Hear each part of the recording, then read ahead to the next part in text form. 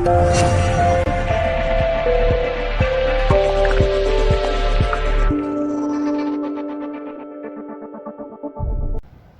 बच्चों, welcome back to mathematics with Govind Kumar. आज के इस वीडियो में हम लोग आगे चलने वाले हैं, जिसमें हम आगे के जो रिलेशन के जो कुछ टॉपिक बच गए हैं, मतलब कि आपका 11th क्लास का रिलेशन ख़त्म होने पर है, जिसमें आपके पास लास्ट टॉपिक बचता है classification of relation as a subset.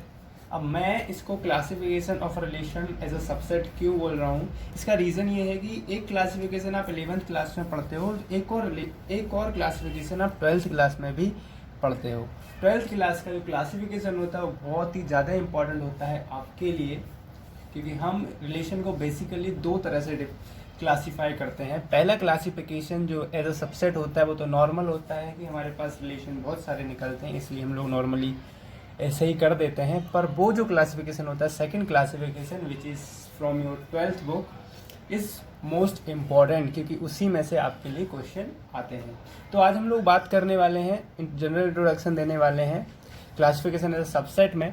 तो आपको पता है कि जो रिलेशन होता है, relation R is always a subset of a cross product which is of two sets, A cross A और ए क्रॉस बी का होता है। ठीक है, अब इसमें हमारे लिए सबसेट जो है वो बहुत इंपॉर्टेंट टर्म होता है, सबसेट, क्योंकि हमें पता है कि ऑलवेज जो सबसेट होते हैं, सबसेट का नंबर बहुत ज़्यादा हो सकता है। बहुत ज़्यादा मतलब कि 2n होता है। n क्या होता है? Cardinal number, number of elements होता है, नंबर ऑफ मेंबर्स होता है इन दैट सेट। ठीक है, अब 2 जो n होता है, अगर इतने आपके पास में सबसेट हैं तो इतने सबसेट होंगे तो इसका मतलब इतने ही इसमें रिलेशन भी होंगे, और अगर इतने रिलेशन होंगे तो इसका मतलब ये हो गया कि रिलेशन तो बहुत सारे हो गए। तो अब इनमें से भी हम लोग इनको कुछ कैटेगरीज में डिवाइड करते हैं और उसी कैटेगरीज को हम लोग फाइंड करते हैं डिफाइन करते हैं एज अ रिलेशन और अ classification of relation. So first हम लोग बात करते हैं कि सपोज मेरे पास में a इज इक्वल टू 1 और 2 3, ये 3 एलिमेंट है। तो मुझे पता है कि अगर मैं a क्रॉस a निकालता हूँ तो a क्रॉस a निकालने पे मुझे मिलता है 1 1 मिलेगा, 1 2 मिलेगा, 1 3, 2 1, 2 2, 2 3, 3 1, 3 2 और 3 3 मिलते हैं। अब इनमें आप ध्यान से देखिए तो इसमें 9 एलिमेंट्स हैं। अब 9 में से आपके लिए कितने रिलेशन बन सकते हैं? 2⁹। ठीक है, अगर 9 एलिमेंट हैं इसके अंदर तो 2⁹ इसमें रिलेशन बन सकते हैं। पर मुझे पता है सबसेट, मेनली सबसेट जो होते हैं वो कितने तरह के होते हैं आपके लिए। बाकी तो हम लोग डिफाइन कर सकते हैं, लेकिन 2 ऐसे सबसेट होते हैं जो हमेशा होते हैं किसी भी सेट के। पहला होता है आपके पास यूनिवर्सल।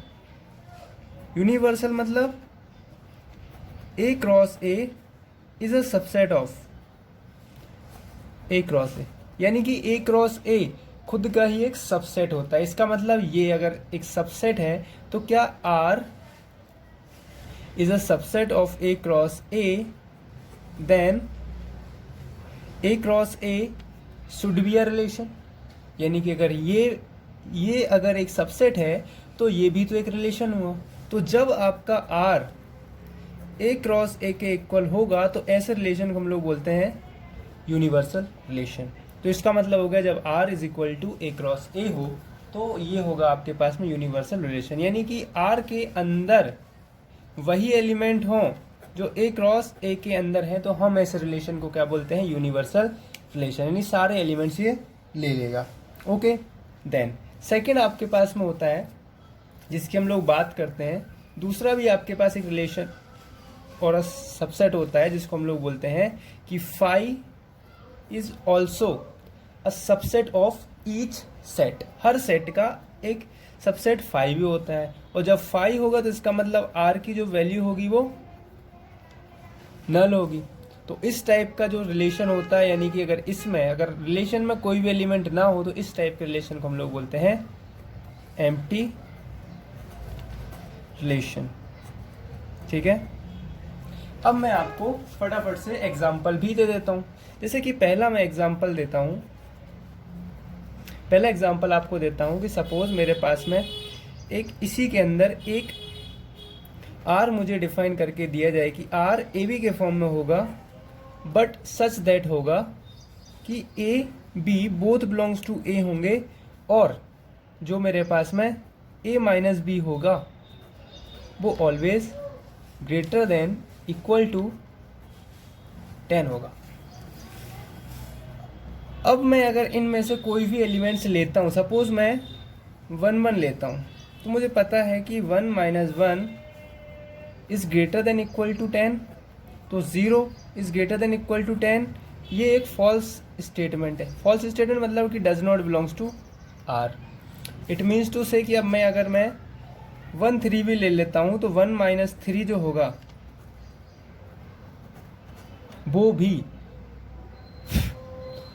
जो 1 माइनस 3 होगा वो भी क्या होगा, वो भी ग्रेटर देन 10 नहीं हो पाएगा। इसका मतलब कि 2 भी ग्रेटर देन इक्वल टू 10 अगर मैं लिखता हूँ तो ये भी एक फॉल्स स्टेटमेंट, मतलब कि does not belongs to R. It means to say कि आर इज इक्वल टू 5। तो मैं बोलूँगा कि ये वाला जो रिलेशन है ये एक एम्प्टी रिलेशन है, और इसी को हम लोग बोलते हैं एम्प्टी और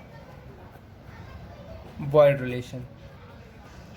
ओके, ये तो समझ में आ गया। अब सपोज इसी चीज को मैं एक दूसरे तरीके से भी बोलता हूँ कि सपोज आपके पास में एक रिलेशन दिया हो कि R is equal to A B के फॉर्म में दिया हो, सच दैट कि जो ए बी हैं वो दोनों बिलोंग करेंगे ए को, और साथ में ही आपके पास ए माइनस बी है वो ग्रेटर देन इक्वल टू 0 है, यानी कि 0 से बड़ा या फिर 0 के बराबर। तो मुझे पता है कि ये क्वांटिटी ऑलवेज पॉजिटिव होती है और 0 से ही बड़ी ही होती है। तो इसका मतलब ये हो गया कि जो R होगा उसके अंदर हमारे ए क्रॉस ए के जो भी आप एलिमेंट लोगे वो सब कुछ सेटिस्फाई होंगे, और अगर सब सेटिस्फाई होंगे तो हम लोग बोल सकते हैं कि R इज इक्वल टू 1 1 1 2 1 3 2 1 2 2 2 3 3 1 3 2 3 3। ये सब एलिमेंट आएंगे, और अगर ये सब एलिमेंट इसके अंदर आते हैं तो हम बोलेंगे कि R is equal to A cross A. Then इसका मतलब हो गया कि जो R है वो कैसा है, यूनिवर्सल रिलेशन।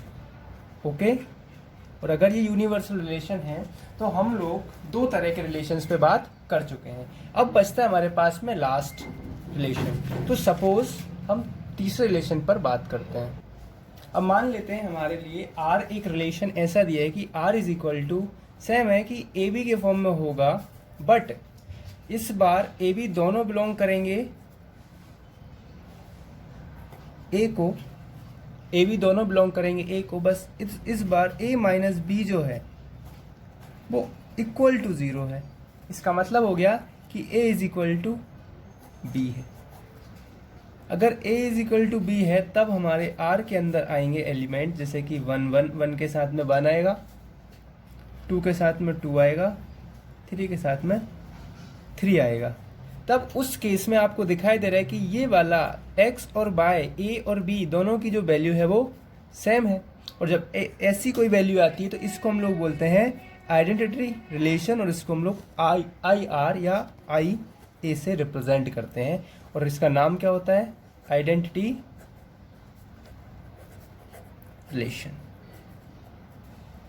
तो ये होते हैं हमारे पास में मेन 3 टाइप के रिलेशन जिनको हम लोग डिफाइन करते हैं relation as a subset. Okay, so this is the classification which is as simple as that. So confuse होने की जरूरत नहीं है।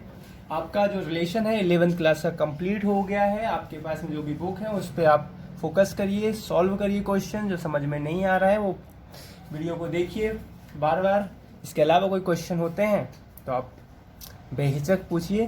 देन मिलते हैं हम लोग नेक्स्ट वीडियो में, जिसमें हम लोग बात करेंगे 12th क्लास के रिलेशन के बेसिक कॉन्सेप्ट पे। So stay safe, stay at home. Thank you so much.